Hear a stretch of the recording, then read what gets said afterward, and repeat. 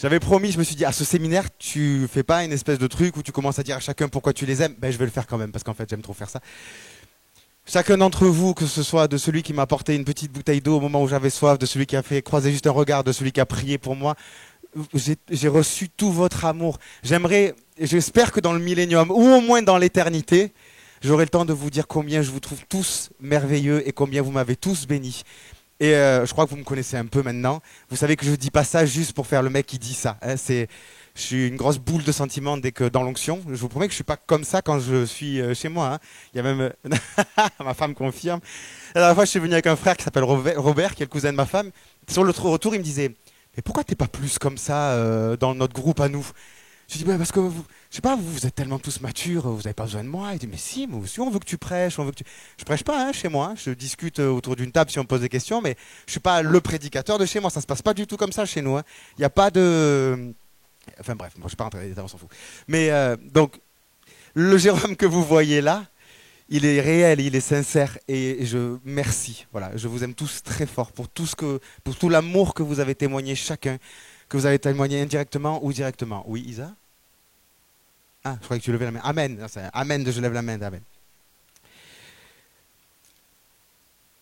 Voilà, c'était important pour moi de vous dire ça. J'avais besoin d'en parler. Voilà, donc je l'ai dit. Euh, on va commencer par un petit exercice qui me permettra de, parce que du coup je ne sais pas du tout comment va se passer cette partie-là, et ça ne me regarde pas, dit le Seigneur, donc gloire à Dieu. Je vais commencer à parler, on verra ce qui se produit ou comment, dans quel ordre ça sort. On va juste commencer par un exercice, c'est plus pour moi que pour vous, enfin, peut-être je ne m'en servirai pas, on s'en fiche. Je vais écrire là au tableau, avec un seul feutre. Ouais. Ah. Ouais, je suis daltonien. Hmm. Attends. Je vois le rouge, je vois pas le même, c'est tout. Le mien est mieux. Donc là, j'écris Lucifer, très mal, on est d'accord. Et là, j'écris Adam. D'accord. Et j'aurais besoin que vous me disiez. Alors, vous savez, quand je dis Lucifer, parce que l'exercice est un peu bizarre à faire, mais Lucifer, c'est l'ange de lumière. C'est pas Satan. Là, il n'est pas encore Satan. J'aimerais que. Donc, vous savez, je vous ai expliqué. Lucifer, pour moi, on oublie Satan. Quand on parle de Lucifer, c'est un être. L'être le. Alors, le plus, il n'y a pas de valeur dans l'amour. Il nous aime tous infiniment, mais le plus élevé dans le ciel à ce moment-là, la beauté du Seigneur. Et j'aimerais que Adam, pareil, c'est avant la chute. Là, on parle de Adam avant la chute, ok? J'aimerais que vous me donniez des adjectifs pour qualifier l'un ou l'autre de ces deux êtres-là. S'il vous plaît, est-ce que voilà, qu'est-ce qui lumière, ok? Pour Lucifer, je suppose, hein? Et pour Adam aussi ou pas? Allez.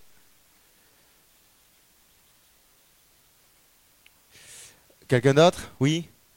Brillant. J'ai entendu adorateur aussi. Alors brillant, Lucifer, Adam, les deux? Les deux. Ok.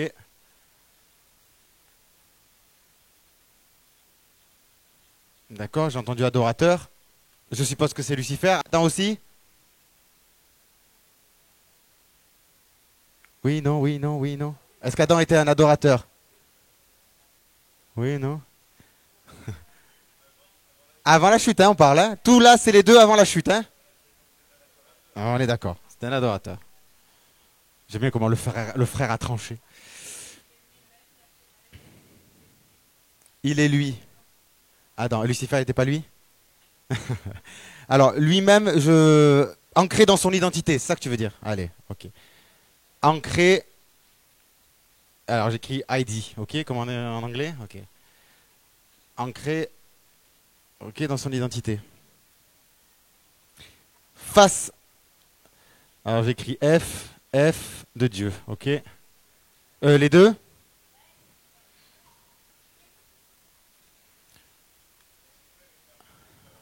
Protecteur. Est-ce qu'Adam aussi? Ouais. Eh ouais. Ok. Ouh, attendez, ouais. Vous parlez plus que ce que j'écris. Travailleur, créateur, c'est ça? Les deux, travailleurs, créateurs? Allez, hop, je fais ça, ça sera plus simple. Juste, maintenant, là, vous me parlez de un peu leur rôle, je parle de maintenant leur nature. Beau, intègre. Alors, beau. Les deux beaux? Ok. Intègre. Pur. Les deux purs. Ok. Vous avez compris que les deux sont pareils, hein? Je vais arrêter d'écrire partout. Oui, continue. Premier. Alors, ok, je vais écrire un. Vas-y. Ah, pardon, excuse-moi. Adam, tu le voyais pas premier? Ah, c'est... Et Lucifer? Non? Ben, c'est tu es le premier, non? Et c'est même écrit, il me semblait, noir sur blanc, ouais. Donc, les deux, ouais. Euh, c'est tout? Dans Ézéchiel, qu'est-ce qu'il est parlé quand il est dit de Lucifer? Avant, hein, la chute, hein? Ouais. Musicien, donc ça va dans adorateur, ok? Parfait, c'est parfait ça. Alors, parfait, je vais faire un gros P. Les deux? Ok. Ouais. Super intelligent, ok. Je vais m'arrêter là. Vous avez compris? Non, juste il m'en manque un. Ouais, dominer, protecteur, c'est pareil, je pense, parce que c'est une domination protectrice, on est d'accord? Même si pour Lucifer, elle a mal tourné. Pour Adam, elle tourne mal, mais elle va se détourner. Elle va se retourner, on va dire plutôt. Il m'en manque juste un. Ouais. Ouais, alors obéissant, amoureux. Gardez tout ça en tête, hein, parce que je vois que vous êtes créatifs, là d'un coup c'est très bien. Ouais. Euh, Est-ce que Adam était voué à mourir? Ouais. Ils sont éternels. Quoi? Immortels, éternels. À l'image de Dieu, la Bible utilisera le mot incorruptible. Ça veut dire tu ne peux pas périr. Ok? Donc ils sont tous les deux. Je l'écris en gros, je l'écris. Allez. Le parfait, là, je mets une petite croix et je le mets le I pour incorruptible. Ok? Adam aussi, même si ça nous semble un peu plus bizarre qu'il soit incorruptible, parce que Dieu a dit d'ailleurs, il ne faut pas qu'il prenne l'arbre de la vie maintenant. Donc ça voulait dire qu'effectivement il y avait une incorruptibilité à laquelle il ne devait pas avoir accès avant que le Fils revienne, se sacrifie pour retrouver ce statut-là. Sinon il aurait été incorruptiblement, c'est-à-dire éternellement, dans le péché, bloqué dans cette situation. Donc il a mis des chérubins pour bloquer l'accès. Tout le monde se souvient de ce passage? Ok. Tout ça, on va l'oublier maintenant. Je voulais juste commencer par ça, parce que c'est lié à ça ce qui m'a déstabilisé, ce que le Seigneur a dit. Donc je voulais que vous aussi, en fait je voulais qu'on soit tous honnêtes avant que vienne la question que le Seigneur m'a posée, qui m'a un peu déstabilisé, pour qu'on réponde très honnêtement. Et que notre propre parole qu'on a dite là, et qu'on a tous écrit ensemble, on voit aussi ce que nous, on voulait se dire. Enfin, c'est comme si là on se parlait dans le futur. Là, je vais me servir de vous pour vous parler vous-même dans le futur. Voilà, oubliez ce que je viens de dire, c'est pas grave. Donc on oublie tout ça, et on recommence dans l'étude. Et vous verrez que je m'en servirai après. Peut-être. J'ai beaucoup parlé hier sur l'esprit de la ville, donc, qui est un esprit que Satan met en place depuis le commencement. Jusqu'à la fin, il va tenter de le mettre en place. C'est ce que nous, on appelle le nouvel ordre mondial, mais c'est ce que, à l'époque de Pharaon, ce que faisait Pharaon, c'est les mêmes principes qui étaient appliqués. C'est toujours le même principe. On l'a vu dès Caïn, il a commencé à se générer l'envie d'une ville dont celui qui vient sur donc la non, Yahir, sera en vainqueur. Il sera vainqueur de l'esprit de la ville. Je vous ai donné quelques exemples parce que l'esprit de la ville, ce serait un sujet pour un séminaire entier. Mais je vous ai expliqué, de nos jours, on est complètement plongé là-dedans. Il y a des révélations qui commencent à venir, qui nous permettent de commencer à en sortir. Vous voyez des projets un peu fous comme le Seigneur m'a dit de bâtir une ville, le Seigneur m'a dit de bâtir une ville refuge, le Seigneur il m'a dit de faire une communauté qui fonctionne de manière autonome. Il y a beaucoup, on parle beaucoup d'autonomie, on parle beaucoup de pouvoir se nourrir soi-même, de pouvoir... En fait, tout l'héritage qui avait été donné à Adam, à la base, qui s'est perdu au fil des âges et que Satan, ne veut surtout pas qu'on retrouve. Pourquoi? Parce que tant qu'on ne retrouve pas ça, on a besoin de lui. Même si on dit que c'est pas lui, parce que moi quand je vais faire mes courses au supermarché, comme je vous l'ai expliqué hier, avant-hier, j'ai pas l'impression d'être soumis à l'esprit de la ville. Ben, quelque part si, parce que tout d'un coup, si les rayons sont vides, moi personnellement, hein, moi dans mon jardin il pousse rien du tout. C'est de l'argile pure et je vous assure que pour faire pousser ne serait-ce qu'une tomate, c'est très compliqué. Mais gloire à Dieu, le Seigneur m'a mis dans un entourage où d'autres font pousser pour moi. Et ils ont prévu déjà ça. Merci Seigneur, ça veut dire qu'il se bâtit quelque chose dans le corps de Christ qui permet de se nourrir si jamais Satan arrête de remplir les supermarchés. Parce qu'à l'heure actuelle, pour moi, tout ce qui se vend dans les supermarchés sont remplis de produits, de choses comme ça, etc. Mais là, c'est un domaine. Hein. Mais on peut parler de la médecine, on peut parler d'absolument tous les domaines. Tous les domaines, on les a perdus, entre guillemets, en tant qu'épouse. On les retrouve petit à petit. J'ai en fait grand espoir dans le peuple de Dieu parce que je vois qu'au milieu de nous, j'entends à droite, à gauche, il se passe plein de choses. Et c'est merveilleux, parce que c'est la construction du millénium qui va jaillir au milieu du nouvel ordre mondial. Avec Christ qui va venir, vous connaissez comment ça se passe, et on va le lire de toute façon. Mais tout ça, je vous ai expliqué que cet esprit de la ville, pourquoi il est si attirant pour l'homme, l'humain, c'est parce que l'humain, à partir du moment où il y a eu la chute, Adam, à partir du moment où il a chuté, il a eu peur pour son existence. Parce que Dieu lui avait dit tu mourras, donc certainement tu mourras, peu importe. Il s'est dit non, il ne faut pas que je meure. Et il a cherché par tous les moyens à exister. C'est pour ça qu'hier, le mot d'ordre, c'était arrête d'essayer d'exister. C'est le meilleur moyen de continuer à faire vivre l'esprit de la ville ou de laisser une emprise sur toi de l'esprit de la ville. Et c'est pour ça que l'exercice que Dieu nous avait demandé de faire, l'exercice prophétique, le geste prophétique, c'était mets au feu tout. Mets tout au feu. Qu'il ne te reste plus rien. Parce que s'il te reste rien, qui peut te dépouiller? On ne dépouille pas un homme qui a rien. Vous comprenez que c'est rien d'autre que l'évangile. Hein, enfin, je veux dire, Yeshua, lui, il disait, si on te prend ta veste, ben donne aussi ça. On veut faire 100 km avec toi, fais-en 200. C'est exactement la même pensée. Il ne dit pas ça parce que c'est l'amour humaniste. Il dit ça parce qu'il dit, sois libre. Libre de manière à ce qu'on ne puisse pas te dépouiller.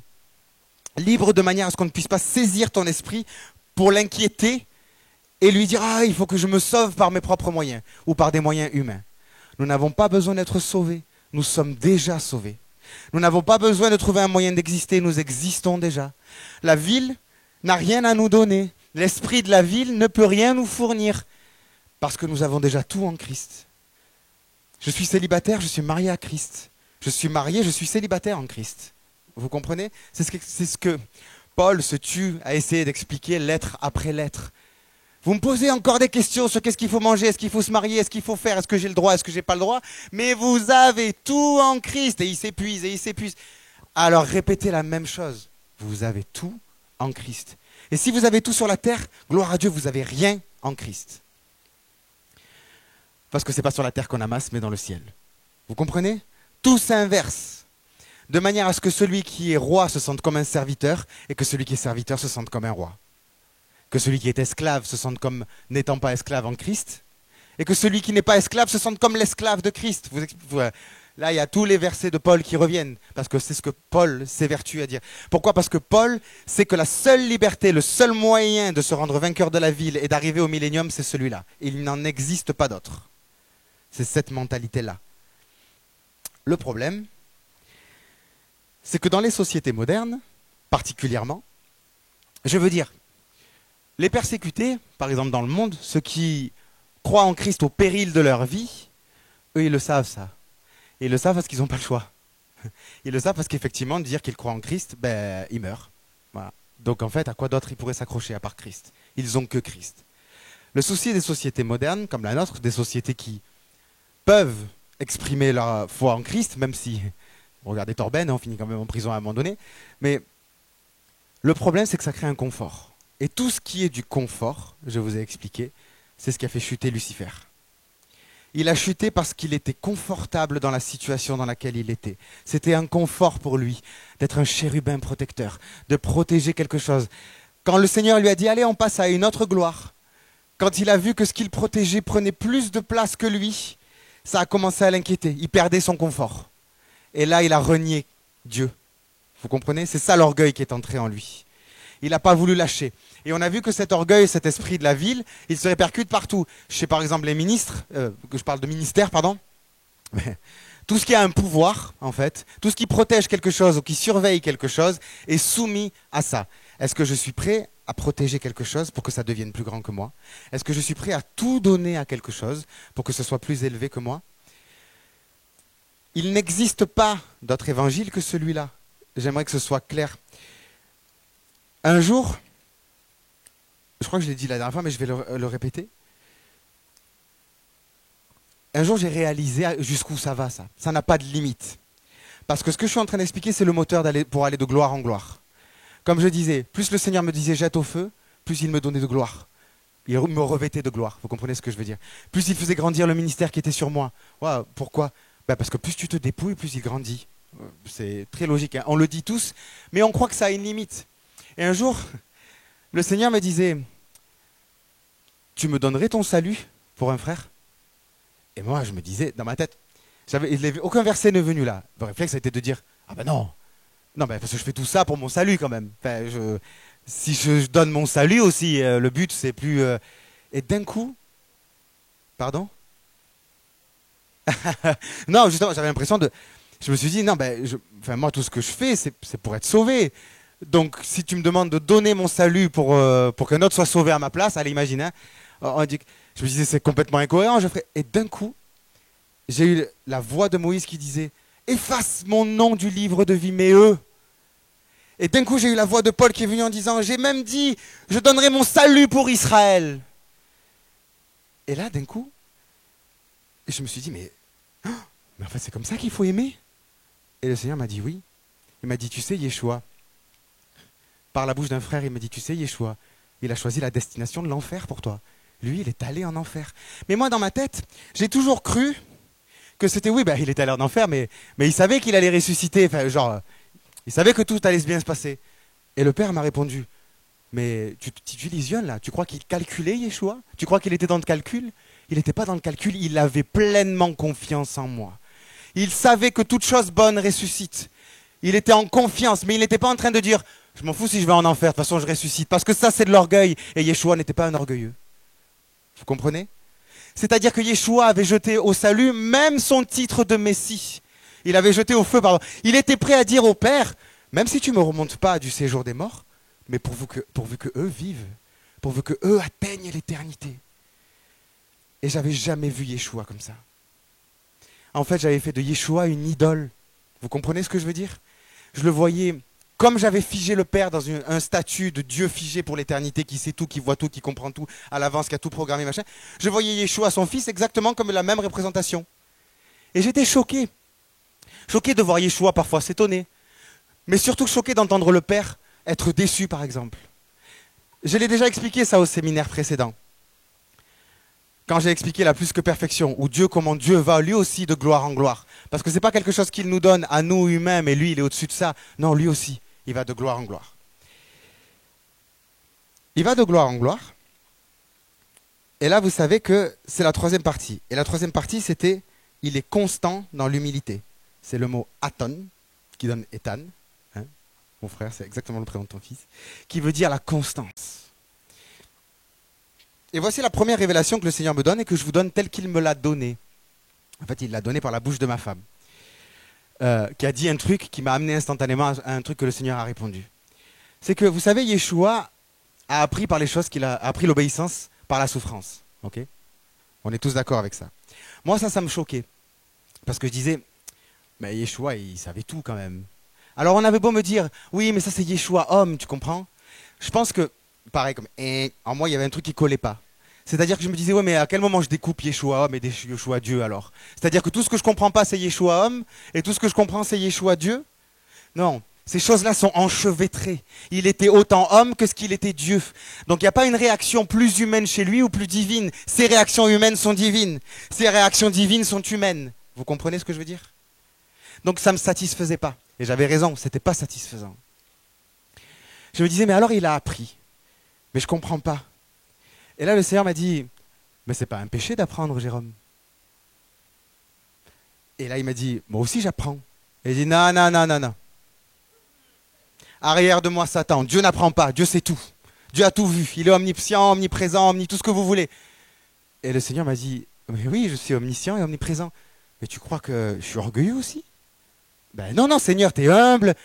Et tu crois que savoir moi-même apprendre des choses de moi-même par moi-même, je ne sais pas le faire? J'ai cette humilité-là, tu sais. Je dis, mais comment ça?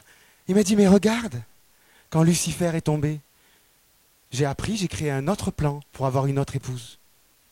Bien sûr, Je savais que Lucifer allait tomber. Bien sûr, je savais qu'il allait avoir une autre épouse. Je savais tout ça.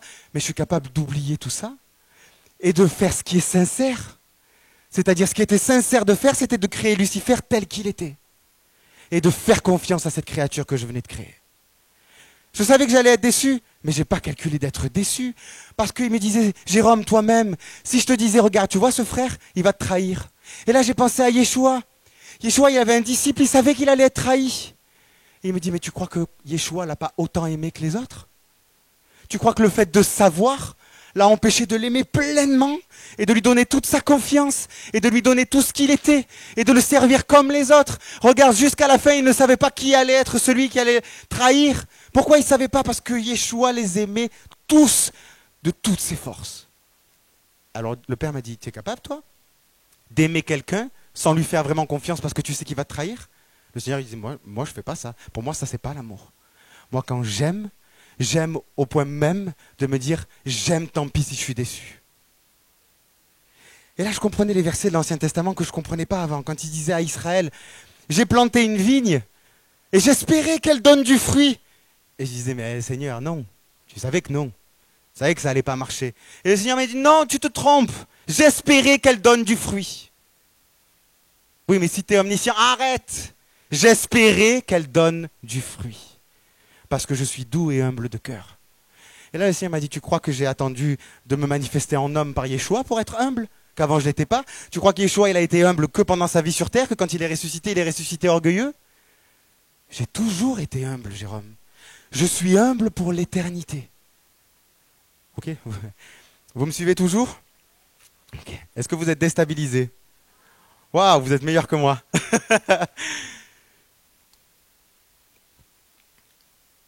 Le millénium s'inscrit. Je crois en vous, je crois en nous. Je veux dire par là, vous réalisez que le Seigneur a cette espérance en nous. Enfin, je ne sais pas, moi ce qui m'a le plus touché dans tout ce qu'il me disait, c'est pas la chute de Lucifer, c'est pas que machin, c'est pas la révélation qui était attachée, c'est l'amour qui était attaché à la révélation. Je lui disais, mais tu me fais confiance comme si j'avais jamais péché, comme si j'allais jamais plus pécher. Enfin, alors que tu sais ce que tu sais de moi, parce que j'ai pas envie de prophétiser des mauvaises choses sur moi. Vous comprenez ce que je veux dire? C'était troublant, mais à la fois je me disais, mais moi aussi je veux aimer comme ça.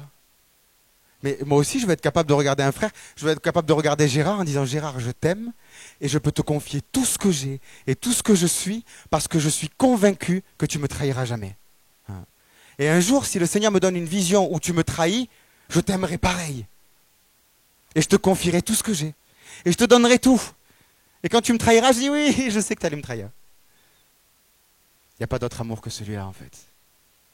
C'est comme ça qu'il a aimé Lucifer. C'est comme ça qu'il a aimé Adam. C'est comme ça qu'on comprend plein de choses qui se produisent dans la Bible qui nous semblent à nous complètement incohérentes. Ça s'accorde finalement. Le millénium, pour revenir à la sorcellerie dont j'ai parlé, je ne sais plus quand, du paf, ça fait des chocs à pic. C'est la sorcellerie du paf, ça fait des chocs à pic. Moi, le millénium, il me posait, je me pose encore plein de questions. Hein. Là, comme je vous dis, je vous donne un travail en cours là. L'enlèvement je me pose encore des milliers de questions sur cet événement-là. Mais pourquoi un enlèvement? Pourquoi? Je comprends pas moi. Hein. C'est toujours très très incohérent dans ma tête. La résurrection, pareil, je trouve ça très bizarre. Pourquoi la résurrection? Comment? Machin, enfin bref. Moi, j'ai besoin de me projeter là, j'en suis qu'au début du début. Mais surtout, ce qui m'inquiétait plus, c'était pourquoi un millénium? De toutes les incohérences que je lisais dans la Bible, enfin humaines, hein, à mes yeux incohérences, hein, de toutes les choses magnifiques et incohérentes que je voyais dans la Bible, c'était le millénium. Mais qu'est-ce que c'est que ce truc? 1000 ans de paix, qui commence par une guerre. Yeshua vient, Yeshua est là, il instaure son règne. Ouais, mais on va pas dans le ciel? Non, on va sur la terre. Mon but, c'est d'aller dans le ciel. Qu'est-ce que... Ouais, amen. On va instaurer... Ah ouais, bah si c'est pour instaurer... Oui, d'accord, ok. Et au bout de 1000 ans, il y aura à nouveau une guerre. Quoi? Mais pourquoi faire? Ben, Satan qui a été enfermé, il sera relâché. Hein? Ben non. Le relâchez pas, s'il vous plaît, je vous en supplie. Enfin... Non mais vous comprenez à quel point c'est bizarre? qu'est-ce que c'est que cette histoire? Mais pourquoi? Et après, ce sera la dernière guerre, et là, on sera tous, ça sera l'éternité. Vous pouvez pas aller directement à case éternité? Je comprenais rien du tout. Mais par la grâce, par la foi, je me projetais dans le millénium, hein, pas de souci. Hein. Mais je me disais, il faut que tu te projettes plus, parce que cette histoire, elle n'est pas claire. Et le problème, c'est que on peut se dire, c'est pas grave, on n'a pas besoin de tout comprendre. Je suis entièrement d'accord avec ça. Par contre, on a besoin de tout ressentir en Dieu. J'ai besoin de comprendre tous les sentiments de Dieu. Mon Père que j'aime, qui est dans les cieux, mon frère Yeshua, si tu as imaginé un millénium, j'ai besoin de savoir pourquoi. J'ai besoin de savoir pourquoi. Pourquoi c'est un besoin? Parce que j'ai envie de t'aimer. J'ai envie de t'aimer complètement, parfaitement. J'ai envie de te donner tout ce que je suis. Et s'il y a une zone d'ombre entre nous, je veux qu'il y ait la lumière sur cette zone d'ombre. Je veux comprendre ton plan parce que je veux participer. T'es comme un frère pour moi qui est en train de bâtir sa maison. Il faut que je l'aide à construire son truc. Je peux pas le laisser comme ça, je l'aime trop. Enfin, vous comprenez ce que je veux dire? Donc j'ai besoin de comprendre, j'ai besoin de savoir. C'est pas nécessaire, mais c'est un besoin.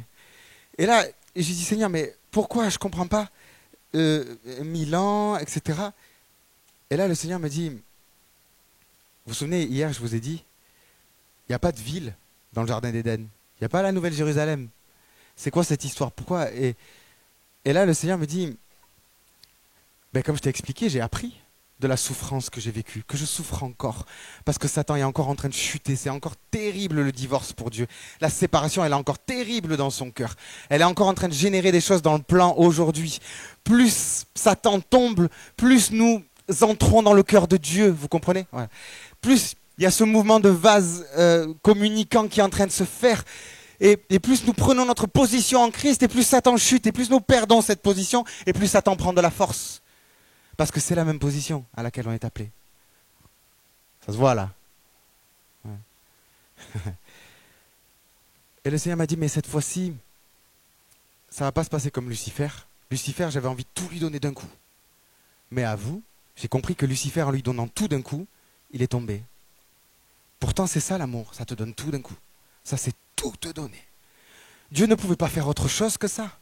Dieu est amour, vous comprenez? S'il avait calculé en disant, ouais, mais si je donne tout à Lucifer, j'ai peur que... Non, Dieu n'a pas peur.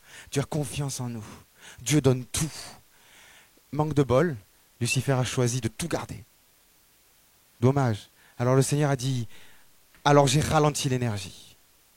J'ai créé le temps, j'ai créé la matière, j'ai créé le monde qui t'entoure pour que tu puisses faire ton choix, pour que tu puisses être formé à recevoir les mêmes choses, pour que tu puisses apprendre à recevoir la même gloire que lui, mais cette fois-ci d'être prêt et de ne pas chuter et de faire le bon choix. Ça, c'est la partie merveilleuse. J'attaque la partie déstabilisante. Et là, il me dit, donc fais le bon choix quand tu seras dans le millénium. Et j'ai dit, what? Stop.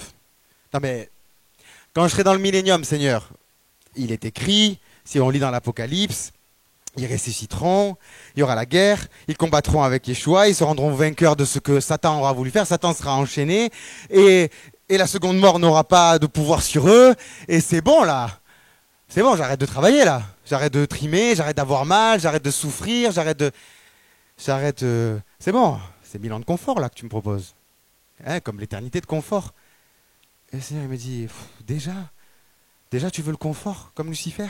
Déjà tu veux garder la gloire? T'es même pas encore dans le millénium et déjà tu pars mal? Je dis non mais oui, non mais là Seigneur oui, parce que tu me parles maintenant, mais là-bas je serai prêt. Là-bas je serai de la lumière, là-bas je serai brillant, là-bas je serai un vrai adorateur. Je serai ancré dans mon identité céleste, je verrai ta face directement, je serai protecteur de ville, mais là je serai protecteur parfait, incorruptible. Seigneur, et je lui balançais tout, et il me disait oui, et oui, tu seras ça, oui, amen, tu seras ça. Mais ça n'a pas empêché Lucifer de chuter, ça. Je dis, mais je comprends pas, je ne peux plus chuter dans le millénium, Seigneur. Et le Seigneur a dit, hop, arrête tout. J'ai dit, non mais attends. Et le Seigneur a dit, non, c'est moi qui parle. J'ai dit, ok. Il m'a dit, il n'existe pas d'éternité dans laquelle tu ne peux pas faire le mauvais choix. Ce serait comme penser que Yeshua n'a pas péché, juste pas parce qu'il a fait, pas parce qu'il a travaillé, pas parce qu'il a souffert, pas parce qu'il a appris les choses dans la souffrance, mais simplement parce qu'il a été fils de Dieu. Et donc il ne pouvait pas pécher. Vous comprenez? Parce que moi je croyais ça. Bah oui, c'est parce qu'il était fils de Dieu. ne peut pas pécher, le Fils de Dieu. Et le Seigneur m'a dit, eh oui, mais ça, c'est parce que tu crois encore que je suis orgueilleux. Et que tu crois que le millénium, c'est 1000 ans où tu pourras vivre tranquillement ton orgueil. Au lieu de comprendre que c'est 1000 ans de service. Et je dis, mais le Seigneur m'a dit, Yeshua, à tout moment, il pouvait pécher. À tout moment, il aurait pu faire le mauvais choix. J'ai pas donné à Yeshua le statut de fils de Dieu pour m'assurer qu'il ne péchera pas. Je l'ai donné afin qu'il donne tout pour que vous soyez. Ça n'a rien à voir. Mais il aurait pu faillir. Sinon, quelle gloire il y a dans ce que Yeshua a fait si c'était truqué d'avance. Vous comprenez? Oui, mon frère. Amen. Exactement. Pour cette raison-là. Parce que sinon, ça a annulé tout ce que Yeshua était. S'il était en train de dire, moi, la nature que j'ai, vous ne pouvez pas la voir, vous l'aurez jamais parce que vous n'êtes jamais né. Non, il disait, non, je veux vous donner ma naissance. Je veux vous donner la manière dont moi je suis né. Je veux tout vous donner. Je veux tout vous donner afin que vous soyez. Parce que c'est le seul choix que je dois faire. C'est le bon choix. Tout autre choix en dehors de ça fait que je ne suis plus le Messie, que je tombe et que je ne fais pas mieux que Lucifer. Il a appris l'obéissance par les choses qu'il a souffert. Et le pire où on voit ce choix du libre arbitre de Yeshua terrible, c'est à la croix, c'est dans la Gethsémane. C'est là où ça devient un déchirement pour lui. Mais qu'est-ce que je dis? Non, mais je suis venu pour ça. On le voit, le combat qu'il est en train de mener.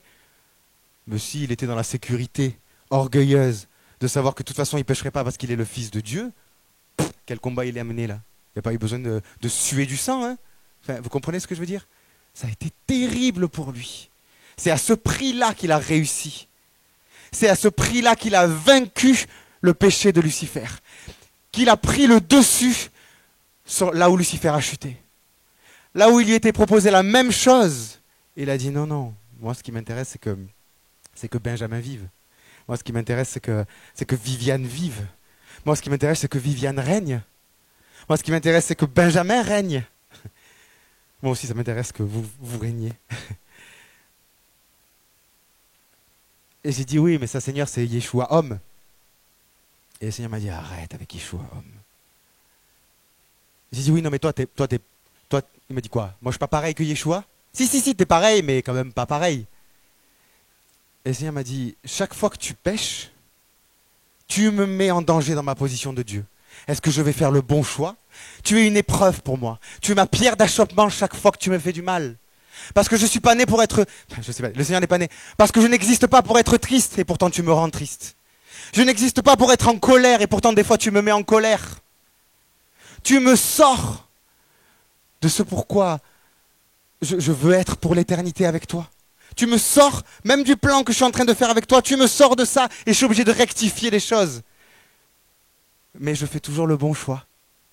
Mais c'est un choix. Et il me disait parce que moi aussi Dieu j'ai un libre arbitre. Qu'est-ce que tu crois?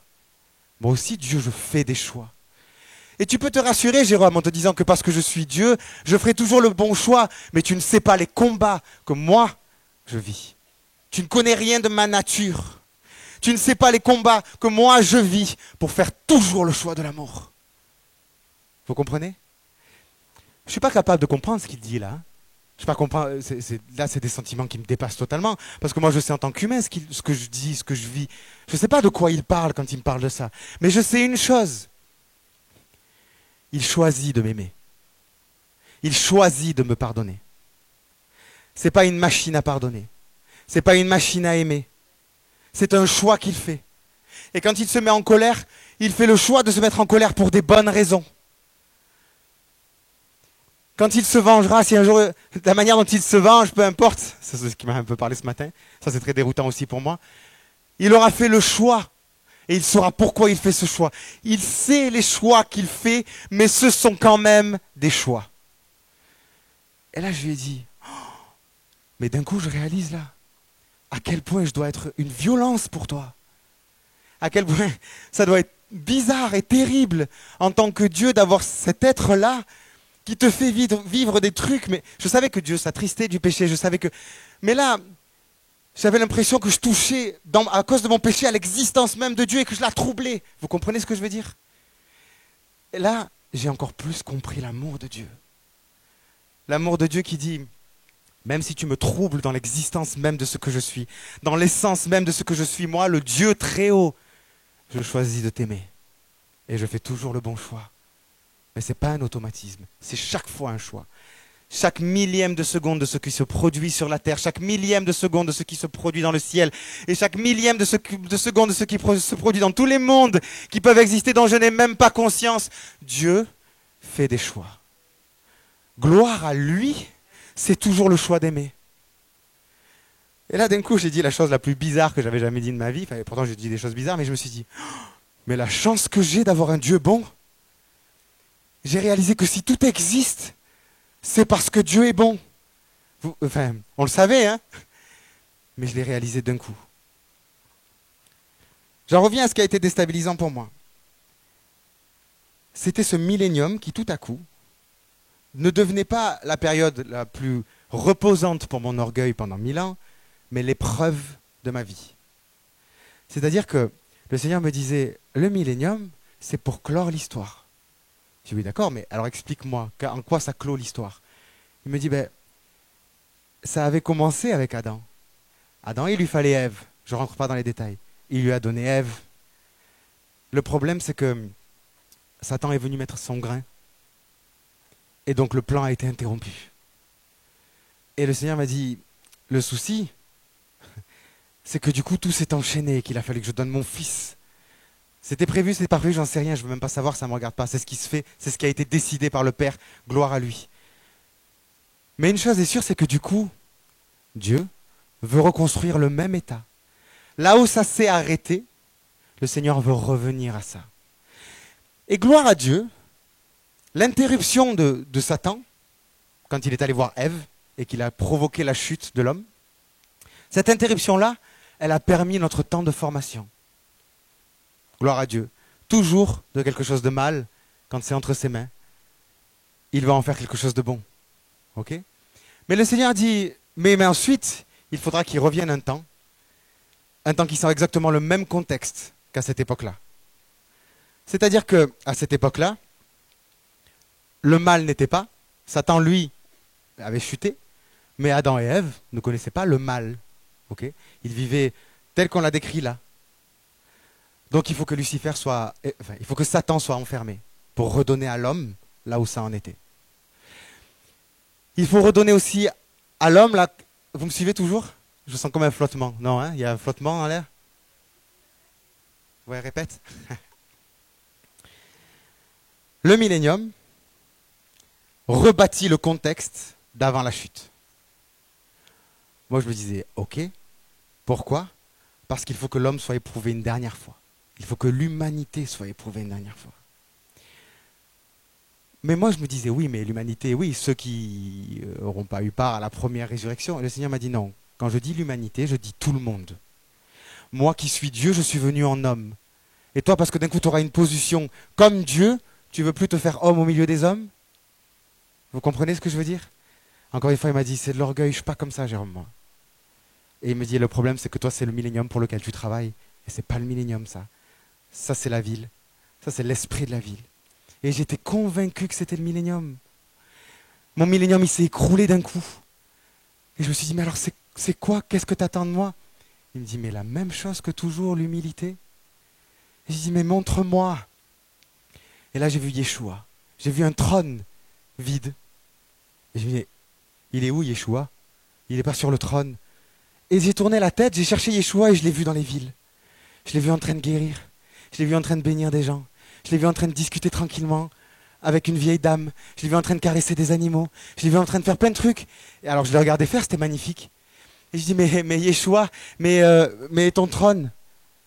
Et il m'a dit, ben justement, c'est pour ça que tu t'es formé, toi, non? Ben vas-y, règne. Et je disais, mais non, mais moi je veux régner avec toi. Et le Seigneur m'a dit, ah mais t'as toujours pas compris mon amour. Je veux une épouse qui règne. Pour que moi je puisse continuer à faire ce qu'on m'a empêché de faire quand on m'a crucifié à la croix. Je veux continuer à bénir, à guérir, à délivrer. J'ai choisi la croix, mais ce que je voulais, moi, c'était continuer à faire du bien. J'ai passé le relais, parce qu'il fallait passer le relais. Et là, j'ai commencé à comprendre la vraie tentation qu'il y a eu dans le désert. Le vrai déchirement qu'il y a eu dans Gethsémané. Dans le cœur de Yeshua, il y avait l'envie de continuer son ministère. Il avait envie de continuer à faire du bien. Il avait envie de ne pas vivre que 33 ans, mais d'être éternellement au milieu de son peuple.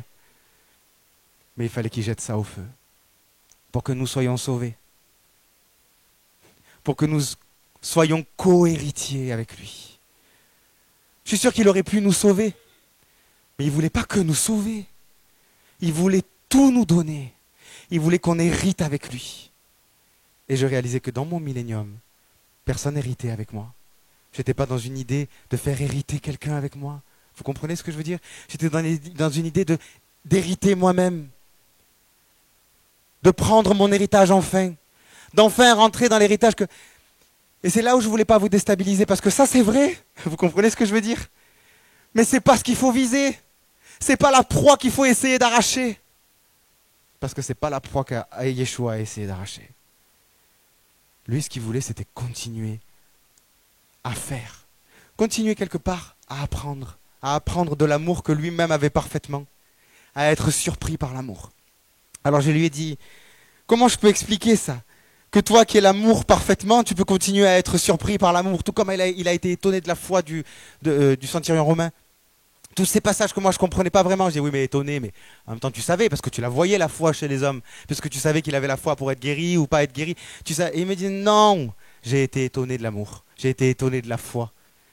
Oui mais ça c'est Yeshua homme, ben arrête avec Yeshua homme.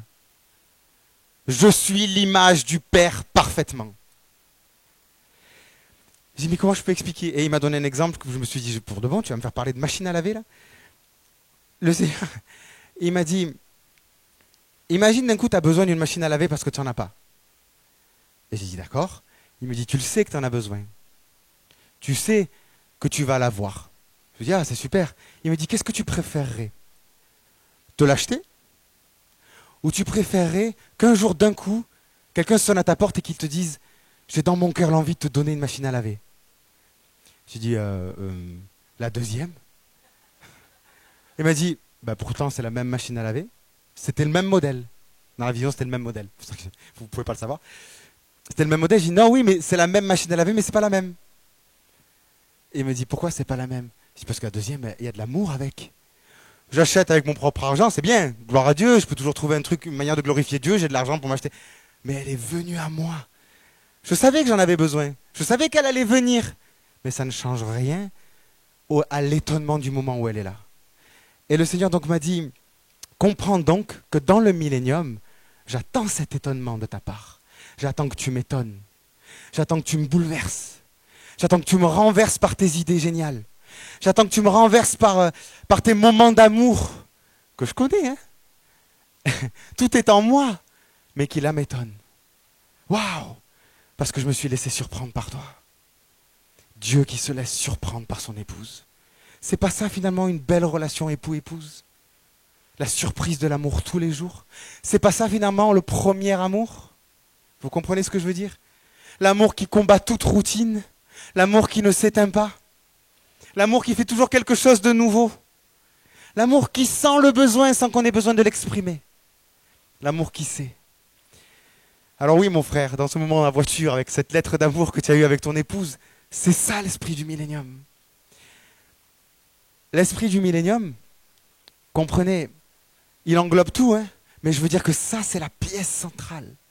Parce que le millénium, c'est l'épreuve de notre libre arbitre. De savoir si on sera responsable. Mon problème à moi, c'était que je me projetais dans le millénium en me disant, ça va être génial, je vais ressusciter, et paf, je vais être glorifié, et paf, je vais t'accompagner dans la guerre, puis après tu vas me dire tout ce que je dois faire. Mais le Seigneur m'a dit, mais non. Hein? En gros, la charge, vous savez, on parle de charge mentale de nos jours. On accuse beaucoup les hommes de laisser toute la charge mentale aux femmes. Mais il y a quelque chose là. Il y a une clé pour nous à comprendre. On balance toute notre charge mentale sur le Yeshua du futur. En lui disant, oui, oui, on va régner avec toi. Et puis tu te débrouilles de nous dire quoi faire. Hein. Mais c'est qui est au service de qui là? Vous comprenez? On se prépare à le servir. On ne se prépare pas à ce qu'il nous serve, que je sache. On est bien l'épouse. On n'est pas l'époux dans cette histoire. Donc on veut faire pour lui. Mais si on n'a rien à lui proposer, rien à faire, si on ne sait pas aimer, on va lui proposer quoi? Ce matin, vous savez, pour vous expliquer que Ça paraît logique tout ce que je dis. Mais plus j'ai avancé dans ces révélations-là, plus je me suis dit, mais j'ai tout faux. J'ai tout faux sur le millénium qui m'attend. Au point de me dire, mais en fait, je ne suis pas prêt. Je ne suis pas du tout prêt. Et le Seigneur m'a dit, c'est bien, tu commences à comprendre. Tu n'es pas prêt. Mais comme je vous dis souvent, parce que le Seigneur me dit, il me dit toujours, mais c'est pas irrévocable, Jérôme. Tu as encore le temps de changer. Tu peux encore changer. C'est encore le temps. Ma patience est encore à l'œuvre. Ma grâce est encore à l'œuvre. Mais je me réalisais que j'arrivais dans un millénium pas prêt, moi. Parce que je me suis dit, d'un coup je me projetais dans ce millénium-là, et que je voyais Yeshua se tourner vers moi en me disant, alors on fait quoi, mon épouse? Je dis, je ne sais rien, moi, qu'est-ce qu'on fait? Je ne sais pas. On va gérer des villes. Alors je lui cite des versets, hein, c'est toujours le plus rassurant pour nous de citer des versets. Waouh, on va gérer des villes, Jérôme, c'est trop beau. Et comment on va gérer des villes? Ah, j'en sais rien, moi, comment on gère une ville. Je sais pas. Seigneur, il serait temps de savoir, non? Bon, alors oublie gérer des villes, Seigneur, on va s'occuper de la création. Ah, waouh, Jérôme, on va s'occuper de la création. Qu'est-ce qu'on va faire? On va caresser des animaux. Waouh, Jérôme, on va caresser des animaux. Mais Jérôme, tu passes ton temps à écraser des animaux, à tuer des fourmis, des moustiques, à manger des animaux toute la journée, à même pas les voir mourir. Tu passes ton temps à... Et du coup, t'es sûr? C'est-à-dire que Jérôme, le lion, lui, il saura qu'il ne peut plus manger de viande. Il va manger de l'herbe. Mais toi, je ne suis pas sûr que tu sois prêt à manger de l'herbe. Hein. Vous comprenez ce que je veux dire? Mais comment ça? Tu vois bien, Jérôme, tu me parles du millénium et tu t'y prépares pas du tout. La création, elle est plus prête que toi. Elle soupire, elle attend la révélation des fils de Dieu. Et elle se demande quand est-ce que... Je vais raconter le témoignage qu'on s'est raconté tout à l'heure, juste pour vous faire comprendre la mentalité du millénium. Et on se moque par exemple des végétariens. Je ne suis pas végétarien moi, hein, mais il y en a dans mon groupe qui le sont. Et ils le sont pourquoi? Parce qu'ils m'ont dit, parce que j'ai vu le millénium, et du coup, je peux pas manger un animal, je peux plus. C'est fini. Et moi, ça me posait plein de problèmes. Hein. Pas parce que moi j'en mange. Moi, je suis prêt à entendre tout ce que mes frères... Je suis sûr que la vérité est en chacun d'entre vous. Ok? Même si elle contredit la mienne, je veux chercher la vérité qui va les lier ensemble. Parce que je crois dans tout ce que vous avez. J'ai confiance en vous. Vous comprenez? Pourquoi il est nécessaire cet amour? Pour que chaque pierre de ce que vous êtes, je n'en rejette aucune. Parce que la pierre qu'ils ont rejetée, c'est celle contre laquelle ils ont trébuché. Je ne veux pas trébucher contre une pierre qui est ici. Ah ouais? Mais moi, j'en mange de la viande. Et le Saint-Esprit disait, calme-toi. Je t'ai pas dit d'arrêter de manger de la viande. Ah, ok, d'accord. Écoute ce qu'il a à dire. Je peux plus tuer un animal. Et je me dis, ah ouais, d'accord, ok. Et du coup, je me dis, ah mais oui, c'est vrai, le lion, il va plus manger les carnivores, ça s'arrête. Je dis, mais il a raison. Je dis, mais alors pourquoi ouais, mais il y a un temple. Je disais au Seigneur, il y a un temple, parce que moi c'était la révélation qu'il m'avait donnée. Il y aura un temple, il y aura des sacrifices. Le Seigneur m'a amené à fond dans cette direction, et d'un coup on me sort une truc d'une direction complètement opposée. Et le Seigneur m'a dit, oui, oui. Je dis, non, mais Seigneur, du coup, qu'est-ce que... Et le Seigneur m'a dit, regarde Abel, il mangeait pas, hein, mais il sacrifiait. Il savait faire les deux. Ah. Alors pour moi, oui. Ah pardon, excusez-moi. Oui, oui. Bah oui, ceux qui ne monteront pas pour la fête de Sukkot. Enfin bref. Ne vous déstabilisez pas. Du coup, c'est celle-là qui va vous déstabiliser de révélation. Vous vous moquez de moi ou quoi? Ouais, pour moi, je suis convaincu qu'il y aura. Pour moi, je suis convaincu de plein de choses. Je suis convaincu que le temple doit être reconstruit. Enfin, alors tout le monde dit oui, oui, pour que pareil, enfin non, je vais pas parler de ça. Mon Dieu, qu'est-ce que j'allais faire? Bon, alors je dois parler de ça, Seigneur? Ok. Mon millénium, d'un coup, était en train de se construire sous mes yeux. Et je me rendais compte que j'avais besoin de mes frères et sœurs. J'avais besoin de tout savoir de ce qu'ils avaient reçu. Parce que dans mon millénium, j'étais déjà en train de faire comme Lucifer en protégeant mon millénium, ma manière de voir le millénium, ma manière dont j'allais régner, ma manière de... Et le Seigneur me faisait comprendre, eh oui, mais ce sera le meilleur moyen de chuter dans le millénium. Mais comme moi, j'imaginais même pas que je pouvais chuter dans le millénium, ce sera et paf! Et paf, incorruptible. Et paf, je pourrai plus jamais chuter. Et paf, n'existe pas. J'en suis à un point tel aujourd'hui que je me dis, mais en fait, même dans mon éternité, j'aurai toujours le choix de pécher si je veux. Je suis convaincu que je ne voudrais plus jamais, hein. Mais c'est une espérance vivante pour l'éternité. Vous comprenez la différence? Je crois par la foi que pour l'éternité, je ne ferai plus jamais le choix de pécher. Du coup, dans cette dimension-là, ce choix, il est accessible aujourd'hui.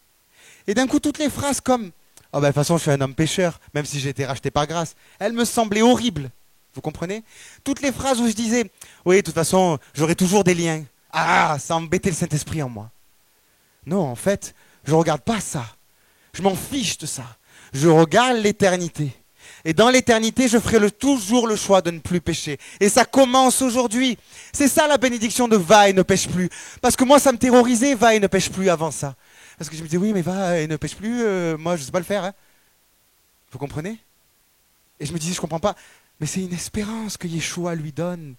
Ça veut dire, ça n'était pas va et ne pêche plus, hein, sinon ça va rouster et ta condition sera encore pire que. Et bam, culpabilité, bam, culpabilité, bam, culpabilité. Et là, tu es dans la meilleure disposition pour pécher.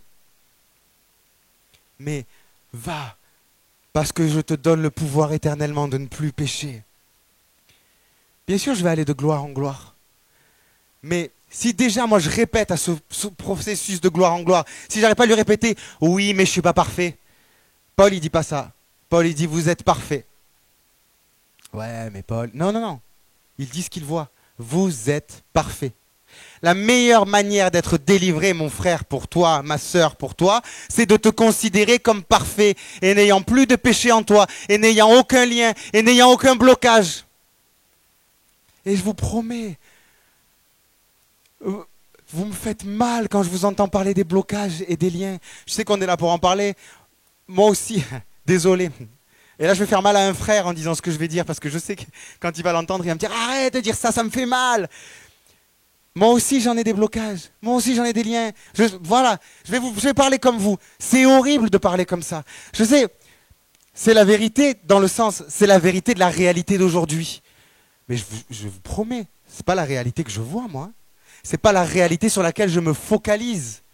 Ça, c'est juste le temps de formation à quelque chose pour aller à une autre gloire. Mais c'est pas la gloire que je vise. Il faut faire attention, tout ça, c'est au service de ce que je serai dans le millénium.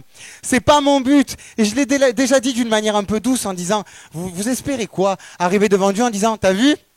J'ai passé ma vie à me dépouiller des liens, à me dépouiller des esprits. J'ai passé ma vie à me dépouiller des péchés. Et le Seigneur va te dire, mais je t'ai jamais demandé de faire ça. Je t'ai demandé de le faire, mais pas de le faire comme si c'était le but de ton existence. Vous comprenez la différence? Et c'est une grosse différence. Même si dans les faits, et dans les faits, je crois comme vous, parce que sinon je ne serais pas dans un séminaire de délivrance, on est bien d'accord. Je crois que Dieu délivre, mais je crois que son but, c'est pas de délivrer éternellement. Vous comprenez? Et des fois, on se projette dans des séminaires comme ça, comme si c'était le but de notre vie. Il y a un frère, je ne vais pas citer son nom, qui est au milieu de nous. J'avais envie de le supplier d'arrêter de dire encore qu'il était bloqué. Pourquoi? Parce que je vous assure qu'en esprit, je le voyais moins bloqué que ce que lui il disait. Il avait réussi à lui-même se créer un blocage. Non mais c'est terrible. Parce que là, c'est son libre arbitre qui le fait. Satan, il peut te chasser son libre arbitre, Dieu ne va pas le violer. Vous comprenez? Ça veut dire qu'il peut rester bloqué comme ça éternellement. Hein. Ça veut dire que si d'un coup il n'a pas un déclic dans sa tête, il se condamne lui-même pour l'éternité. Vous savez, quand Yeshua dit aux pharisiens, vous avez vous-même empêché les projets de Dieu à votre égard. On a ce pouvoir, hein. Il faut faire très attention. Le but, c'est de maîtriser cet héritage-là. Le but, c'est de, si vous voulez, dans le millénium, le but, c'est d'être ça, là. D'accord? Mais si ça, aujourd'hui, on dit non, mais je ne suis pas ça. Mais quand tu vas arriver dans le millénium, tu ne seras pas prêt à être ça. Parce que tu ne te seras jamais entraîné. Vous comprenez? Vous savez pourquoi je m'entraîne à être parfait? Et quand je dis je m'entraîne à être parfait, ça veut dire que je me réveille tous les matins en me disant je suis parfait. C'est ça mon entraînement. C'est trop bien, je vous assure. C'est beaucoup mieux que j'ai des blocages. Vous voyez? Après, je suis bisounours, hein, et je l'ai dit, hein, j'ai annoncé la couleur. Mais Seigneur, je suis parfait. C'est vrai, tu es parfait. Seigneur, je n'ai aucun lien, aucun blocage parce que tu as payé le prix. Ah, c'est vrai, mon Seigneur. Maintenant, qu'est-ce que tu vas faire de cette perfection? Maintenant, qu'est-ce que tu vas faire, toi, d'avoir été lavé et d'être parfait? Ah oui, d'accord. Si du coup, cette perfection, j'en fais rien, c'est là que je chute de manière luciférienne.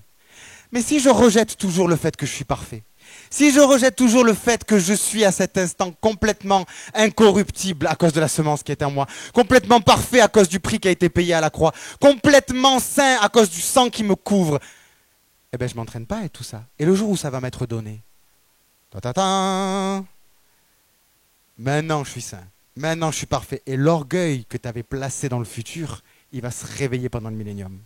Tu comprends? Et tu vas tomber comme Lucifer est tombé. Parce que tu ne vas jamais vouloir lâcher cette gloire. Et je t'explique la dernière partie de pourquoi. On n'a pas arrêté pendant tout le séminaire de le dire pourquoi, mais on ne réalise pas ce qu'on dit. Je ne réalisais pas moi non plus, jusqu'à ce que Dieu m'explique. Et je crois que c'est, comme je vous l'ai dit, je vous donne des choses qui sont en cours là, c'est que le début. Le dernier dont je me souviens, c'est Isa, puisque c'est le plus récent.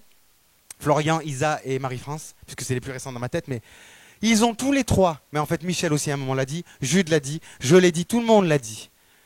Mais heureusement que j'ai souffert à ce moment-là, parce que c'est quand on était au plus bas qu'on est remonté. Ok?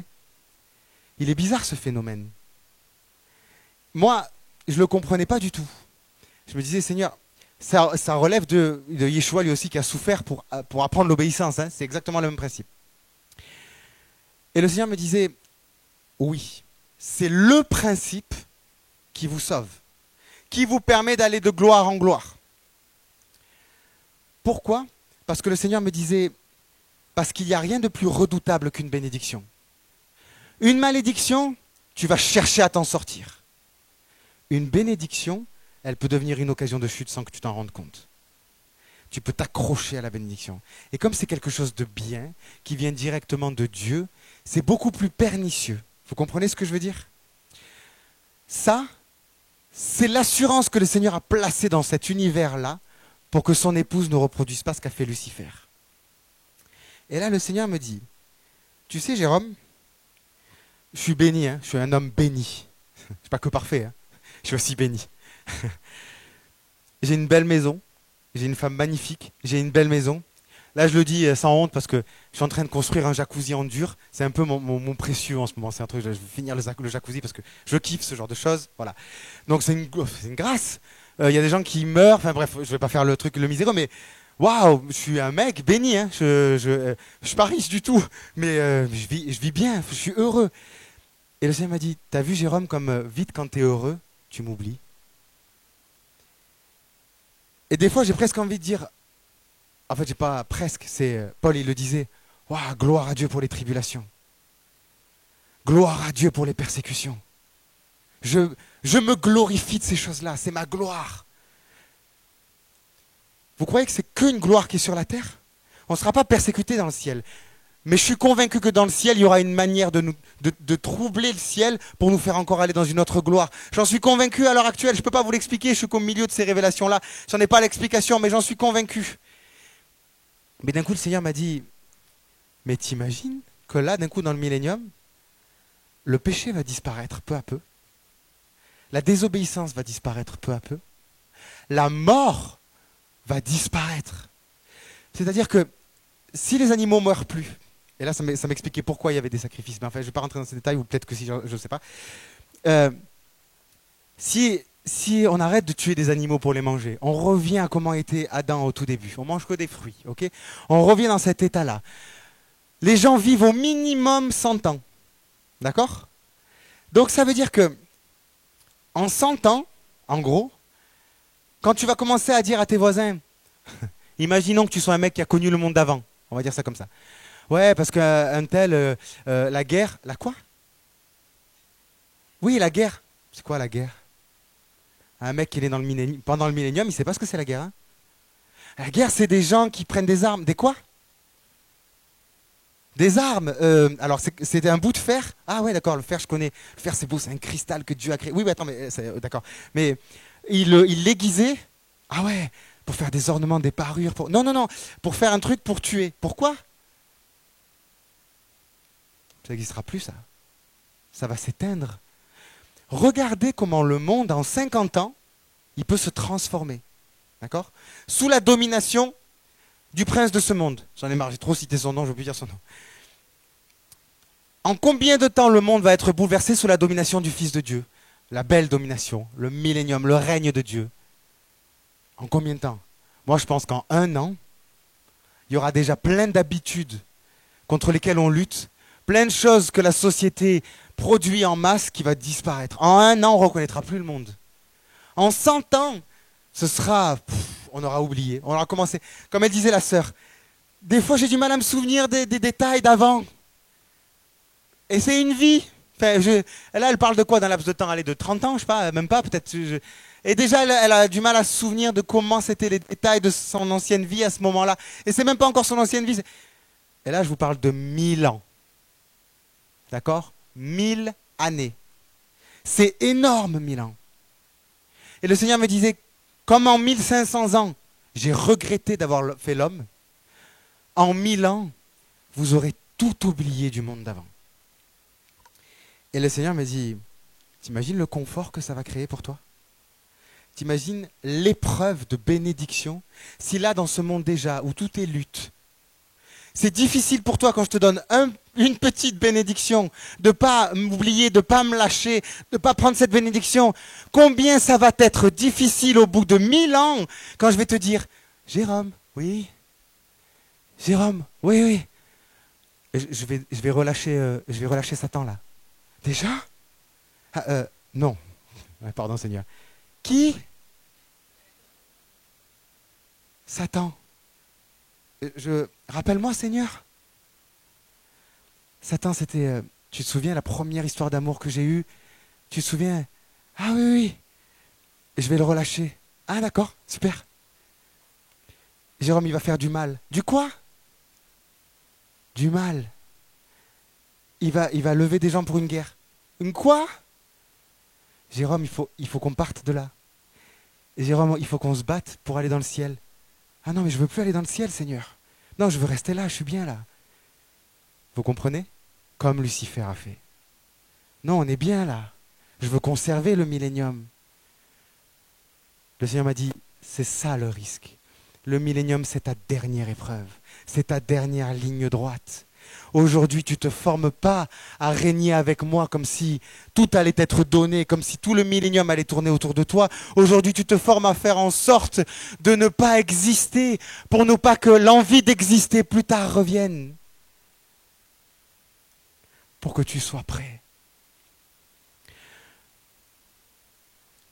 Ne t'appuie pas sur l'orgueil que tu as fabriqué à partir des attributs que je t'ai donnés par mon Fils. Appuie-toi sur le sacrifice. Appuie-toi sur le fait de te dépouiller. Appuie-toi sur le fait d'aller au devant des tribulations. Tout comme quand Yeshua a fait son choix, qu'il était prêt, qu'il a vaincu la puissance de la tentation luciférienne et qu'il a dit « C'est bon Père, j'ai compris, je la bois la coupe. » Il s'est levé et il est allé au devant de la croix. D'un coup, c'était sa joie. C'était son objectif. Et c'est son objectif pour l'éternité. Il s'est inscrit lui-même comme éternellement celui qui fera le bon choix. Toi aussi, inscris-toi comme ça. Inscris-toi. C'est ça le but de ta vie. Tout le reste, gloire à Dieu pour les délivrances. Gloire à Dieu si le Seigneur te révèle un lien, un esprit humain. Gloire à Dieu. Enfin, il n'y a aucun souci, vous avez compris la différence. Ça, j'ai aucun souci, il n'y a aucun souci avec ça. Mais le but de ta vie, c'est ça. Et quand j'entends des phrases comme « Est-ce qu'il faut que je sois d'abord délivré pour commencer à servir ?» Vous comprenez comment c'est d'un coup anti-biblique? C'est anti le but de ta vie de se poser ce genre de questions. Et ça vient de forteresses. Ça vient de forteresses qui ont été créées parce qu'on a fait miroiter des ministères, parce qu'on a fait miroiter un repos orgueilleux dans le millénium, parce qu'on a fait miroiter une éternité où je serai servi. Où enfin je vais plus souffrir. Enfin je vais être. Enfin. Le Seigneur m'a dit pour me délivrer de ça, tu crois que quand j'ai ressuscité des morts, j'ai arrêté d'aimer mes frères et sœurs? Le Seigneur me disait, Jérôme, il faut que ton plaisir, ce soit maintenant de fermer les yeux et d'imaginer que pour l'éternité, tu vas servir de l'eau et de la nourriture pour tes frères et sœurs, sans exister, même dans l'éternité.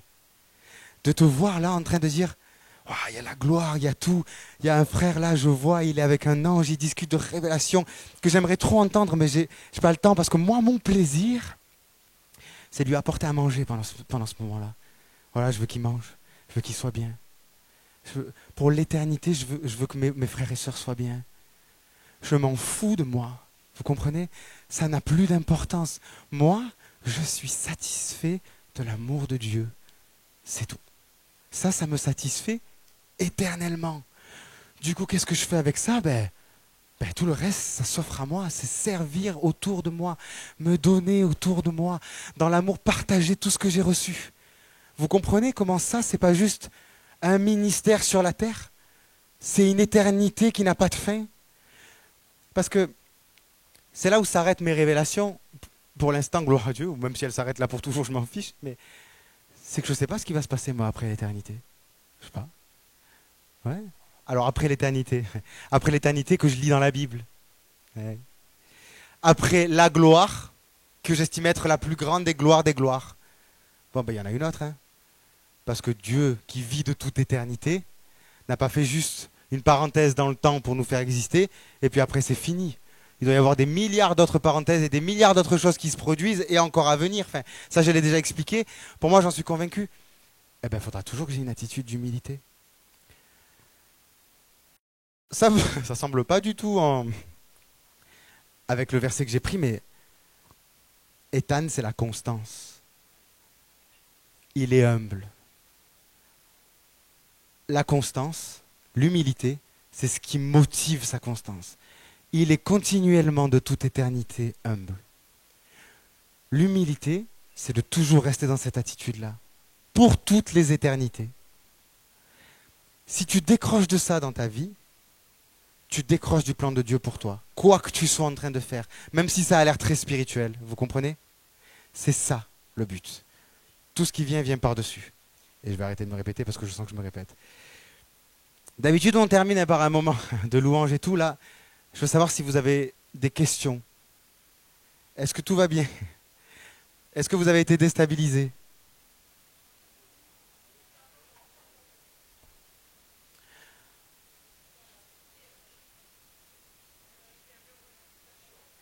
Rappelle la dernière phrase. Laquelle? Je m'en souviens déjà plus. L'humilité, en fait, doit être ta constante. Vise le millénium avec humilité. Et parfois, on dit, et là, on combattra le nouvel ordre mondial, et c'est sans humilité.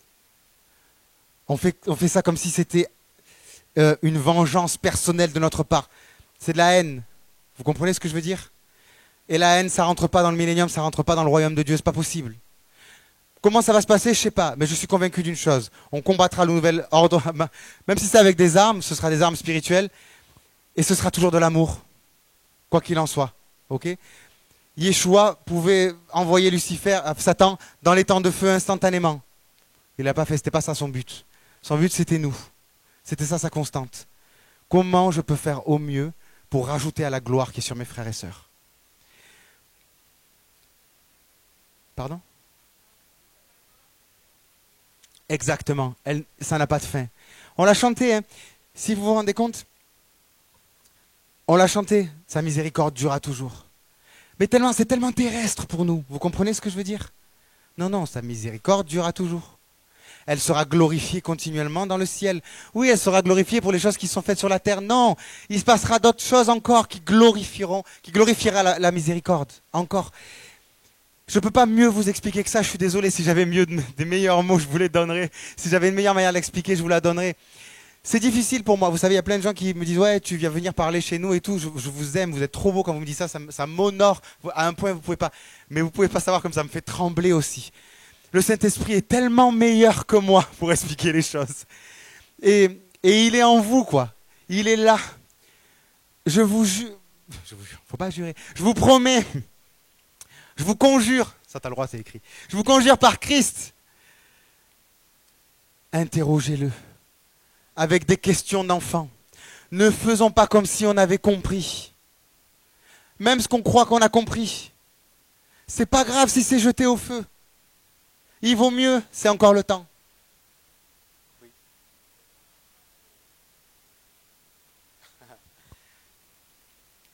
Moi, j'ai appris dans cette période-là à aimer tout ce qui existe. Je vais vous choquer, hein. J'ai même de l'amour pour Satan. Dans le sens, quelle peine j'ai pour lui en fait. Je ne sais pas comment expliquer. Des fois, j'ai une autorité qui rentre en moi pour combattre Satan. Mais je vous promets, il n'y a pas une once de haine en moi. Il n'y a même pas une once de colère. J'expliquais à un frère. Enfin, non, c'est pas tout à fait je vais pas raconter ce témoignage, c'est pas tout à fait la même chose, mais pour moi, les anges déchus, c'est la chose qui me fait le plus pleurer. C'est tellement triste. C'est la chose qui ne peut pas être récupérée. Enfin, je veux dire, c'est horrible leur destin, vous vous rendez compte? Enfin, je ne vous demande pas d'avoir pitié, mais moi, les sentiments qui me traversent à leur égard, c'est pas de la haine. Hein. Par contre, je suis en colère quand il y a une injustice. Ben, l'injustice, elle me met en colère. Je suis en colère des œuvres de Satan. Mais Satan, lui, il me fait de la peine. Hein. Vous savez, il se crée une idolâtrie autour de Satan sans s'en rendre compte. Moi, je m'en rends encore compte et je veux continuer moi, à me détacher de ces choses-là parce que quand Michel a dit des choses comme « et il y avait Satan dans ma salle de bain », moi je fais oh, « mais c'est pas bien de faire oh, pourquoi c'est quoi Satan ?» Enfin, je sais pas, on n'a pas assez vu la gloire de Dieu, on n'a pas assez vu qui est Dieu pour qu'on soit encore en train de faire oh, quand on nous parle de Satan. Enfin, vous comprenez ce que je veux dire? Pourquoi? Parce qu'on construit quelque chose autour de lui, mais maintenant la majeure partie du temps, ce que je vois quand je vois Satan et les anges déçus, c'est l'histoire d'amour avorté qui me répète à moi, n'avorte pas la tienne. Ne fais pas avorter la tienne. Ça, c'est moi. Parce que vous me posez une question, je vous réponds en toute confiance. Je suis filmé, c'est horrible. Mais c'est vraiment, c'est ma manière de faire. C'est pas une doctrine là que je vous dis. Hein. C'est là où j'en suis. Comme je dis souvent, peut-être dans un mois, vous me retrouverez dans complètement d'autres révélations, d'autres trucs, mais je suis convaincu que je tiens quelque chose. Je tiens quelque chose, pourquoi? Parce que j'ai vu un jour, un frère m'appelle. Merci Seigneur, parce que je cherchais un témoignage. Un frère m'appelle et il me dit, écoute, on a aménagé, et là, on est dans la maison, et dans le sous-sol, c'est habité, un truc de ouf. Enfin, il y a vraiment un démon horrible et tout, et il ne veut pas partir. Et habituellement, ce frère-là, il était habitué à entendre bah, tu combats, on va chercher ensemble comment il est là, quels sont les droits qui lui ont été donnés dans machin, etc. Nanana. Et là, j'y ai dit une chose, j'ai dit ah ouais. J'ai dit ah, il y a un démon dans ton sous-sol. Ah, le pauvre, il va être forcé d'entendre de la louange tout le temps. J'ai dit mon frère, va vite lui expliquer. Il ne veut pas rester chez toi, crois-moi. Il a envie de partir, il ne le sait pas encore, mais il ne veut pas rester chez toi. Parce que tu vas lui être insupportable. Dis-lui qu'il vaut mieux pour lui qu'il s'en aille. Ah mais je vous promets, j'ai répondu. Il m'a dit, ah ouais, t'es sûr? J'ai dit, ouais, ouais. Il me rappelle, il me dit, c'est incroyable. Il est parti direct. J'ai dit, ben ouais. Ils sont fous, mais ils ne sont pas fous comme ça. Enfin, vous comprenez ce que je veux dire? Il y a eu des délivrances dans les lieux célestes des frères qui m'ont raconté, qui ont reçu, je ne suis pas le seul fou, hein, il y a d'autres qui ont reçu la même chose que moi. Croyez-moi, le Seigneur confirme, je ne suis pas seul à avoir des révélations complètement... et voilà. Et il m'a dit, Jérôme, tu sais ce qui m'est arrivé? J'ai libéré les cascades et les eaux sur une région, simplement en disant à un démon, lâche. Parce que le démon était en train de retenir la bénédiction dans les eaux sur cette région-là. Il s'était mis en barrage. Et le frère est allé voir, il lui a dit, c'est pas difficile ton job là? Je vois bien que tu souffres là. Lâche. Et l'ange déchu. Le démon, il le regardait et il dit non, mais si, lâche, je vois bien. Lâche, laisse-toi, pars dans l'eau là. Pars. Et il a lâché le démon. Parce qu'effectivement, c'était trop difficile pour lui. Il n'y a pas eu de haine, il n'y a pas eu de cri, il n'y a pas eu de... Vous comprenez ce que je veux dire?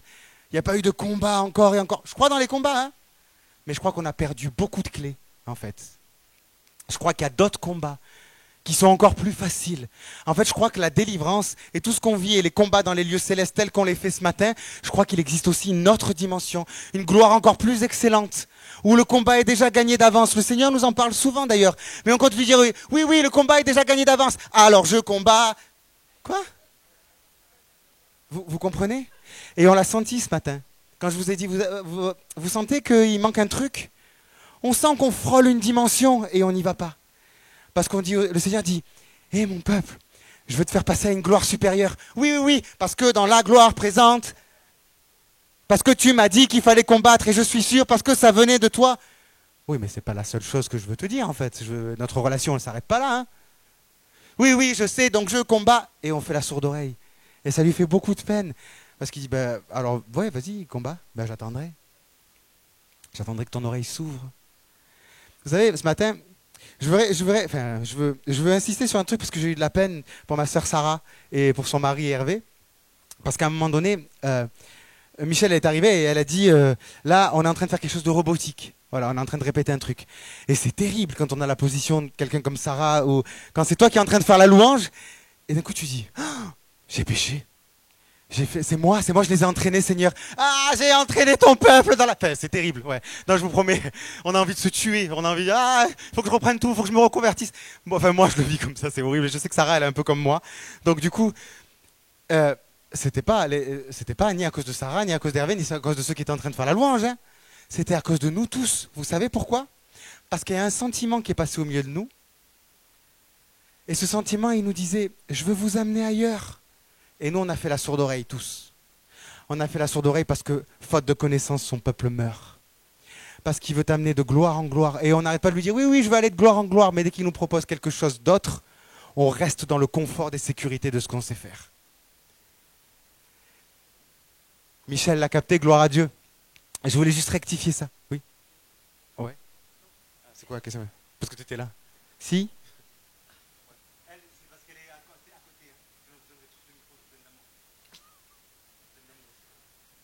Est-ce que dans le millénium, on ira de gloire en gloire?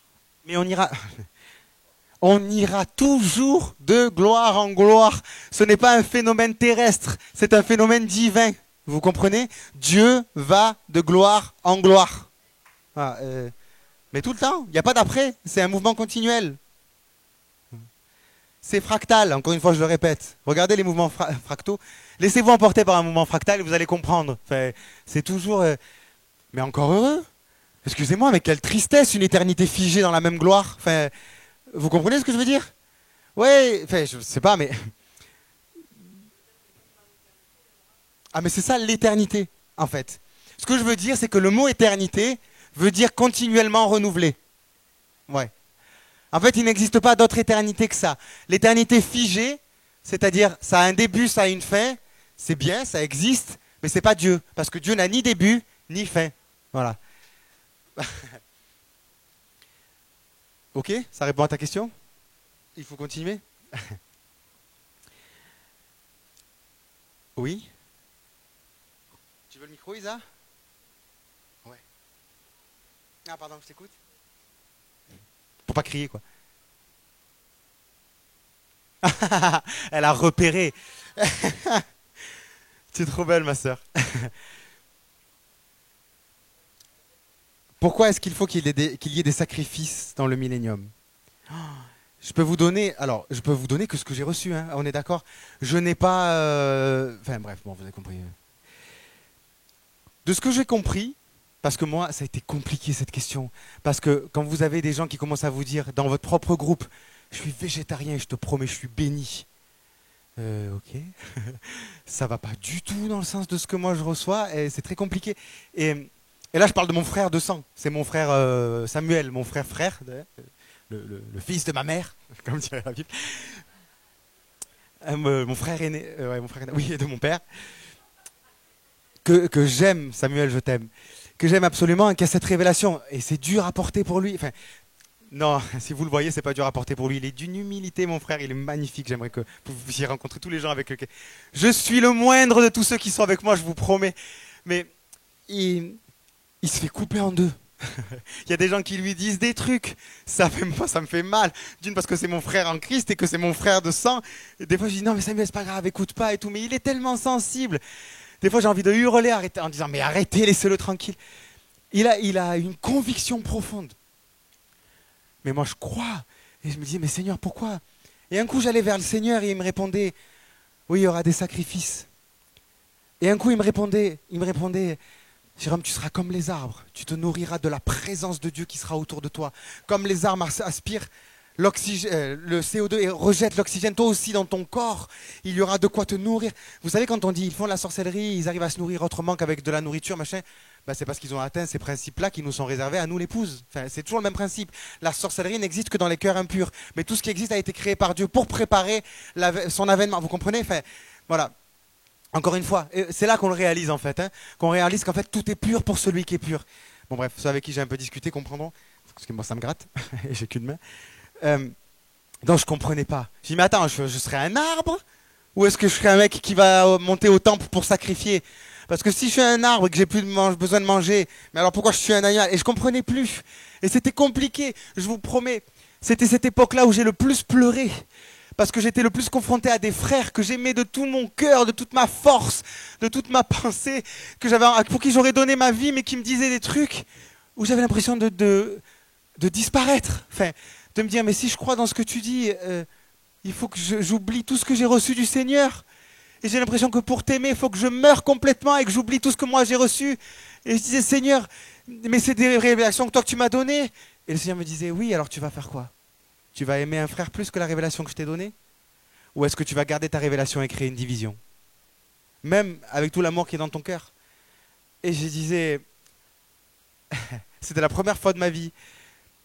Non, mais je préfère qu'avec ce frère on s'aime. En fait, même si je comprends rien, je vais me faire disciple de ce frère-là. Je crois qu'il a l'évangile et que moi j'ai rien compris. Je veux comprendre sa pierre. Je veux comprendre la pierre de l'édifice. En fait, je vais même devenir meilleur que lui dans sa révélation, c'est-à-dire, je vais me faire le disciple de sa révélation et la prêcher autour de moi. Et je suis allé au bout.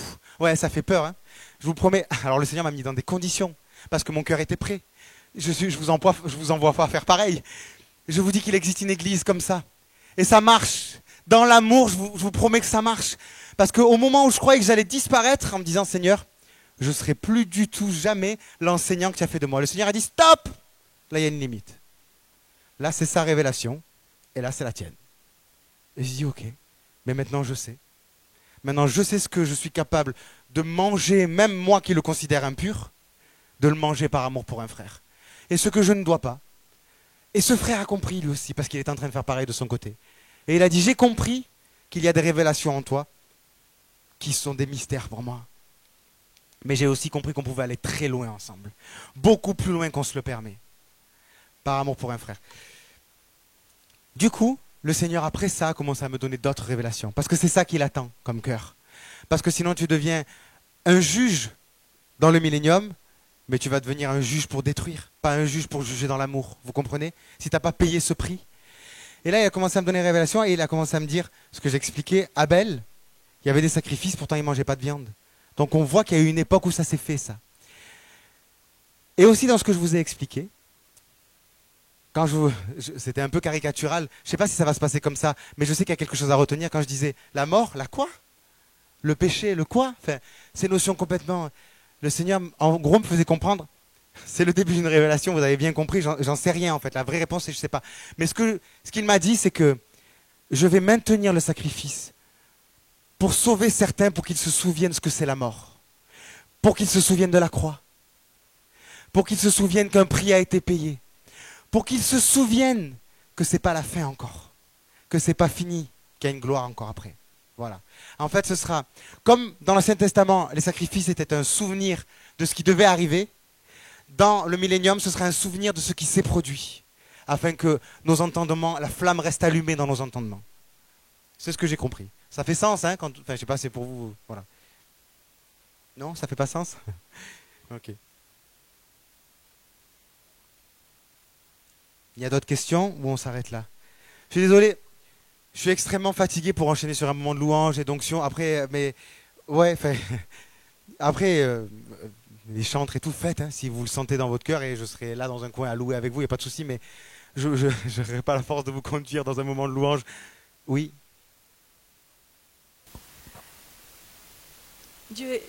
Nous sommes un en Dieu, Dieu est un en nous. Tout est un en même temps, il n'y a pas d'espace-temps là-haut. L'espace-temps est ici en bas. Donc est-ce que le millénium est déjà maintenant, tout en même temps? Alors, je crois que je me suis vraiment évertué à le dire. Tout est disponible maintenant pour nous, passé, présent, futur. C'est ça l'esprit prophétique. Il ne sert pas juste à prophétiser. On s'en fiche de prophétiser. Enfin, vous avez compris, je suis filmé, Jérôme, t'es filmé. Aussi, j'allais le répéter en plus. On s'en fiche de prophétiser, on ne cherche pas à prophétiser. Quel est l'intérêt de la prophétie? En quoi la prophétie ajoute au royaume de Dieu? Si la prophétie n'ajoute rien, je ne veux plus prophétiser. On voit bien que les prophéties vont s'arrêter. Enfin, vous voyez ce que je veux dire? Donc le but, c'est qu'elles s'arrêtent. C'est ça qu'on vise. Hein, pas... Mais pourquoi on veut restaurer l'esprit prophétique? Parce que prophétiquement, tu as accès au futur. Pourquoi je me projette dans le millénium? Pour le comprendre, je ne peux pas le faire autrement que par prophétie. Hein. Prophétiquement, je veux dire. Je ne peux pas bénéficier de la croix autrement que prophétiquement. J'y étais pas moi à la croix, je ne sais pas ce qui s'est passé. Comment je peux dire que je suis un témoin de Christ? Christ, je ne l'ai pas vu. Enfin, vous comprenez? Je ne l'ai vu que prophétiquement. C'est dans le prophétique que j'existe. C'est pour ça que l'esprit de prophétie a été envoyé. Maintenant, souvent on entend dire dans le ciel il n'y a pas de temps. Moi je ne crois pas ça. Moi je crois qu'il existe un temps. Je pense qu'il existe juste un temps différent du nôtre.